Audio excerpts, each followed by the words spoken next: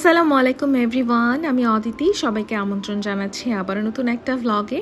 তো এই ভিডিওসগুলো মোটামুটি 10-12 দিন আগেরই, কিন্তু আসলে ভিডিও আমার রেডি হয়েই ছিল, কিন্তু ভয়েস ওভার দেওয়া হয়নি। তারপরে এটাকে পাবলিশ করব কি করব না এই সমস্ত জিনিস চিন্তা ভাবনা করে আসলে অনেক দেরি হয়ে যায়। তো দেখা যায় যে ভিডিওসও হয় অনেক দেরিতে, তারপরে এডিটিংও হয় দেরিতে, আবার পাবলিশ হয়ও দেরিতে। তো এই জন্য আর কি বলবো, আমি আসলে দেশের যে পরিস্থিতি এর মধ্যে আমার ভিডিওস দিতেও ভালো লাগে না। অনেক ব্লগারদেরকে দেখি যে তারা দিচ্ছেন, কিন্তু মানে আমার মনের মধ্যেই না সায় দেয় না যে দেশে এরকম একটা অবস্থা, এর মধ্যে কি ব্লগ দিব আর কি বলবো আর কি করব। মানে সব কিছু মিলিয়ে আমার কাছে এত ডিপ্রেসিং একটা টাইম আমি যে কাটাচ্ছি যা বলার বাহিরে। তো যাই হোক, পরে ভাবলাম যে না, ভিডিওসগুলো হয়ে আছে, তাহলে এটাকে এডিট করে ফেলি, ভয়েস ওভার দিয়ে ফেলি, আর কতদিন এগুলোকে আমি পুষিয়ে রাখবো। এই জন্য ভাবলাম যে না, আজকে থেকে শুরু করি। তো চলে আসলাম। আর আজকের ভিডিওর টপিক কি হতে যাচ্ছে তা টাইটেল দেখে আপনারা বুঝে গেছেন। তো আমি বেশ কিছুদিন আগে থেকেই 3-4টা কমেন্ট আমি এরকম পেয়েছি যে আসলে সবাই জানতে চাচ্ছেন যে আমাদের বিয়েটা লাভ ম্যারেজ নাকি অ্যারেঞ্জ ম্যারেজ, বা আমাদের বিয়ের স্টোরিটা আপনারা জানতে চান, কিভাবে আমাদের পরিচয়, এই সেই। তো ভাবলাম যে আজকে এই বিষয় নিয়ে একটু কথা বলি। তো আমার বিয়ের কথা তো অনেক আগে থেকেই চলে আসছিল, কিন্তু বিয়েটা হয় আসলে যখন আমি মাস্টার্সে ইডেনে ভর্তি হই, তার কিছুদিন পরপরই।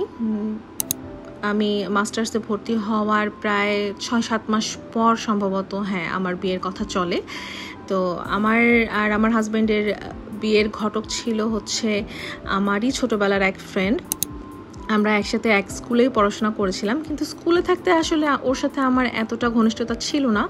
যেটা যখন আমরা ঢাকায় আসলাম, আমাদের হাতে একদম ফেসবুক খুব বেশি অ্যাভেলেবেল, তখন সবাই একে অপরের সাথে ফেসবুকে অ্যাড হলাম, তখন আসলে আমাদের মানে ঘনিষ্ঠতা বাড়লো। তো আমার হাজব্যান্ড ইতোমধ্যে হয়তো বা জানেন যে তিনি নর্থ সাউথে পড়াচ্ছেন, সিনিয়র লেকচারার, ইংলিশ ডিপার্টমেন্ট। তো আমার ফ্রেন্ডের ছোট ভাইও হচ্ছে নর্থ সাউথেই পড়তেন, তো ও আবার ইংলিশ ডিপার্টমেন্টেই পড়তো, এবং আমার হাজব্যান্ডের অনেক ক্লোজ ছিল। তো আরেকটা জিনিস এখানে বলে রাখি, আমার সেই ফ্রেন্ড কিন্তু বিবাহিত ছিল, এবং ওর স্কুলে থাকতেই খুব আর্লি এজে ওর বিয়ে হয়ে গিয়েছিল। তো যাই হোক, একবার একটা ওয়ার্কশপে আমার হাজব্যান্ড ভোলাতে গিয়েছিলেন। তো আমার বাড়ি যেহেতু ভোলা এবং আমার ফ্রেন্ডের বাড়িও ভোলা, তো আমার ফ্রেন্ডদের সাথেই আসলে ও গিয়েছিলেন, মানে আমার হাজব্যান্ড ভোলাতে গিয়েছেন একটা ওয়ার্কশপ নিতে। তো ভোলার মানুষের আতিথেয়তা দেখে সে এতটাই মুগ্ধ হয়ে গিয়েছিলেন। তো আমার ফ্রেন্ডের ওই ছোটো ভাইটাকে সে বলেই বসলেন যে তুমি আমার জন্য ভোলার মেয়ে দেখিও, তো আমি বিয়ে করলে তাহলে ভোলার মেয়েই বিয়ে করব। যখন আমার হাজব্যান্ডের কাছ থেকে এই কথাটা শুনলেন, তারপরে ওরা বসে বসে ভাবছে যে কার সাথে স্যারকে বিয়ে দেওয়া যায়। তখন ওদের আমার কথা মনে পড়লো যে আচ্ছা, অদিতি আপু তো আছে, তাহলে অদিতি আপুর সাথে তুই একটু কথা বলে দেখ। তো আমার সেই ফ্রেন্ড একদিন আমাকে ফোন করে বলছে যে আশিকের টিচার এমন এমন, তো সে বিয়ে করবে এবং তার ভোলার মেয়ে পছন্দ, তো আমি তোর কথা বলবো। তখন আমি ডাইরেক্ট একদম না বলে দিয়েছিলাম যে না, আমি এখন কোনো বিয়ে সাথে করবো না, আমি এখন পড়াশোনা করছি, আমাকে পড়াশোনায় ফোকাস করতে দে, এই সেই। কিন্তু ও এক প্রকার নাছর বান্দাই যে না, তুই দেখ, কথা বল, অনেক ভালো মানুষ, তোর পছন্দ হবে, এই হবে সেই হবে। মানে ওদের চাপাচাপিতে আমি পরে বাধ্য হয়ে বললাম যে ঠিক আছে, আমি দেখব, তবে ফ্যামিলিতে যাওয়ার আগে আমি ছেলেকে আগে দেখব, তারপরে আগে ছেলের সাথে কথা বলবো। যদি আমার মনে হয় যে না, আমার কাছে ভালো লাগছে, তাহলে এই বিয়েতে আমি রাজি হব, আদারওয়াইজ না।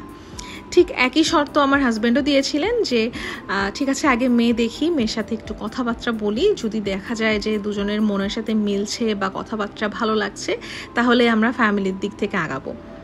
তো প্রথমে আমি তাকে একটা বার্থডে পার্টিতেই দেখেছিলাম, যেটা আমার ফ্রেন্ডের ভাইয়েরই বার্থডে পার্টি ছিল। তো আমার হাজব্যান্ড তখনও জানতেন না যে আমার সাথে তার বিয়ের কথা চলছে বা কিছু, কারণ আমি আমার ফ্রেন্ডকে আগে থেকে বলে রেখেছিলাম যে খবরদার আমার কথা বলবি না, আগে আমি দেখে যদি ভালো লাগে তারপরে নেক্সট স্টেপ, আর যদি ভালো না লাগলে তো এখান থেকেই বিদায়। তো ও কাউকে মানে আমার হাজব্যান্ডকে কোনো কিছু জানান নাই যে এটা মেয়ে বা এই সমাচার।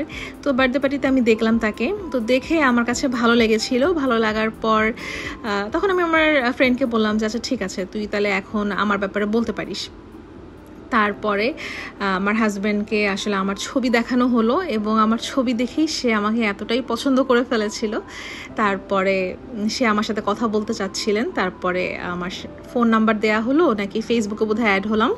অ্যাড হওয়ার পরে মেসেঞ্জারে আমাদের কথা হলো, প্রায় 2-3 দিনের মতো কথা হলো। কথা হওয়ার পরে যেহেতু আমরা জানি যে দুজনই ম্যাচিউরড পারসন, সো আমরা জানি যে আমাদের বিয়ের ব্যাপারেই আসলে আমরা কথা বলছি। এবং কথার একটা পর্যায়ে আমাদের দুজনকে পছন্দ হয়ে যাওয়ার পরে আসলে আমরা সিদ্ধান্ত নিলাম যে না, এখন তাহলে ফ্যামিলি থেকে বলানো যায় কথা। তারপরে সে তার মা বাবাকে দিয়ে আমার আম্মুর সাথে কথা বলালেন। এবং আমার হাজব্যান্ডের দেশের বাড়ি হচ্ছে সিরাজগঞ্জে, আর আমার আম্মুদের বাড়িও সিরাজগঞ্জে। তো এদিক দিয়ে একটা প্লাস পয়েন্ট ছিল।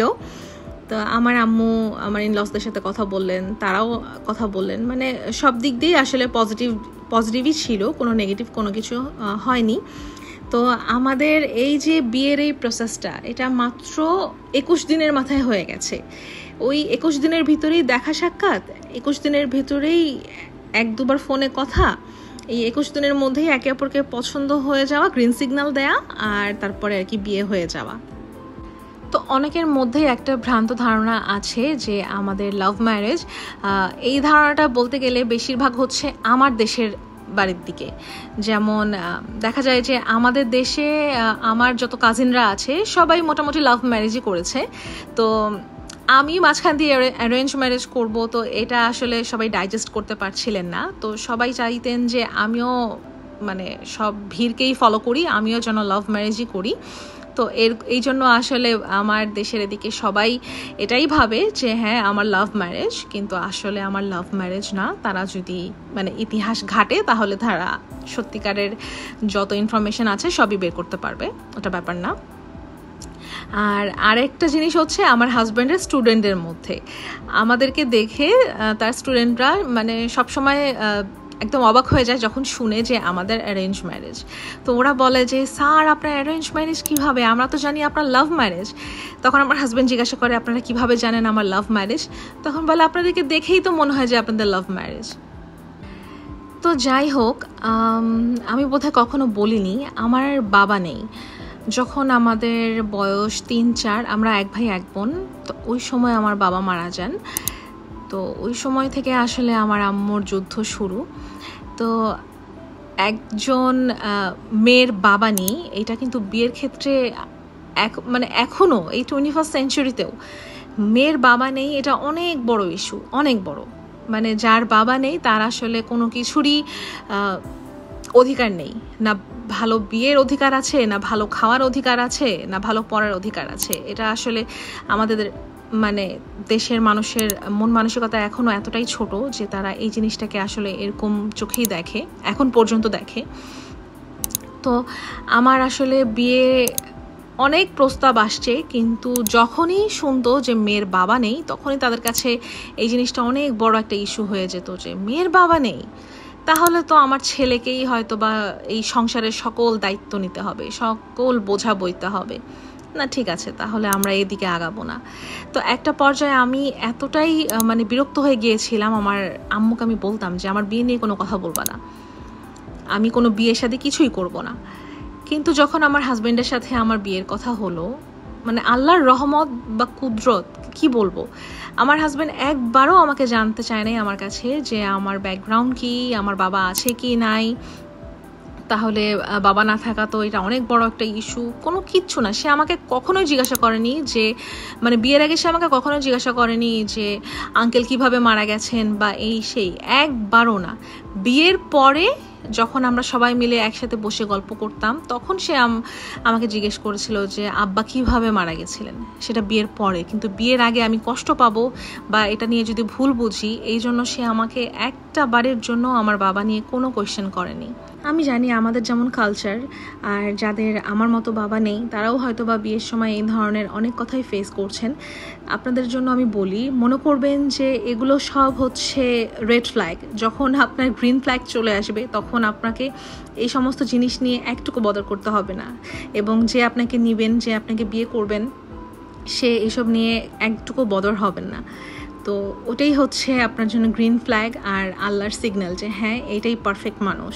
তো আপনি চোখ বন্ধ করেই সেখানে হ্যাঁ বলে দিতে পারবেন, এবং আমি গ্যারান্টি দিয়ে বলতে পারি যে সেই মানুষটার সাথে আপনি অনেক ভালো থাকবেন, অনেক সুখে থাকবেন।